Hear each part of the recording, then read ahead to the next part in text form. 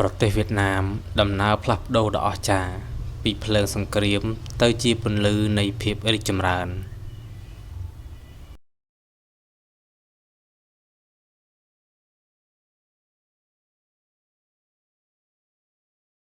រាប់សិបឆ្នាំប្រទេសវៀតណាមត្រូវបានគ្របដណ្ដប់ដោយផ្សែងកាំភ្លើង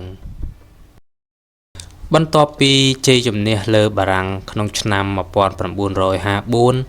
ប្រទេសត្រូវបានបែងចែកជាពីរនេះជាការចាប់ផ្ដើមនៃសង្គ្រាមវៀតណាម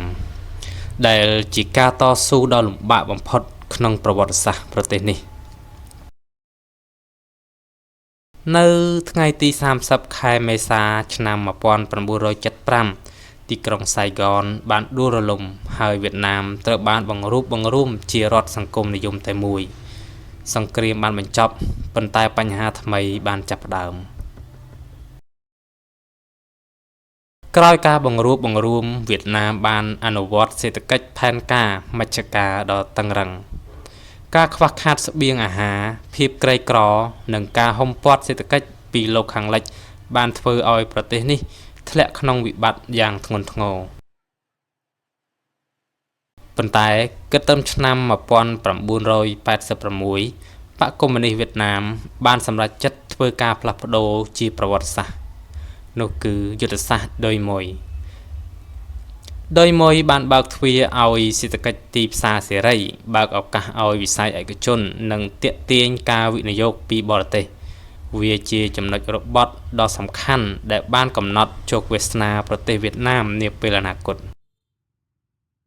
ចាប់ពីទសវត្សរ៍ឆ្នាំ1990វៀតណាមបានក្លាយជាទីលានដ៏ទាក់ទាញសម្រាប់ការវិនិយោគផ្ទាល់ពីបរទេសយុទ្ធសាស្ត្រ China Plus One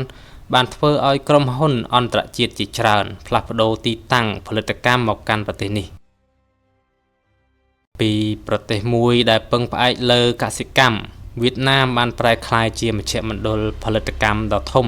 នៅក្នុងអាស៊ីអាគ្នេយ៍ជាមួយនឹងកំណើនសេដ្ឋកិច្ចប្រចាំឆ្នាំដែលតែងតែស្ថិតក្នុងចំណោមប្រទេសខ្ពស់បំផុតក្នុងតំបន់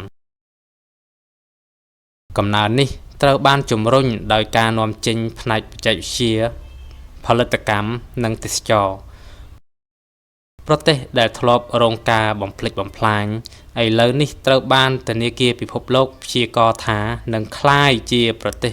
មានសេដ្ឋកិច្ចធំជាងគេក្នុងចំណោមប្រទេសអាស៊ានមួយចំនួននៅឆ្នាំ2025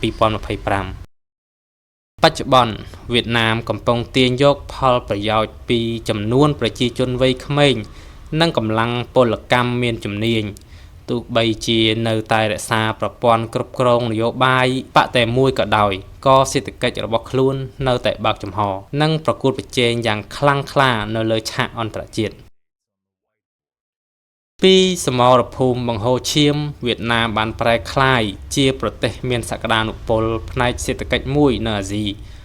ដំណើរផ្លាស់ប្ដូរដ៏អស្ចារ្យនេះបង្ហាញពីភាពអង់អាចរបស់ប្រជាជាតិមួយដែលអាចងើបឈរពីគំនរផេះផង់នៃសង្គ្រាមហើយឆ្ពោះទៅកាន់អនាគតដ៏ភ្លឺស្វាងប្រទេសវៀតណាមឆ្នាំ2025គឺជាសក្ខីភាពនៃការតស៊ូនិងជាការបំផុសគំនិតសម្រាប់ពិភពលោក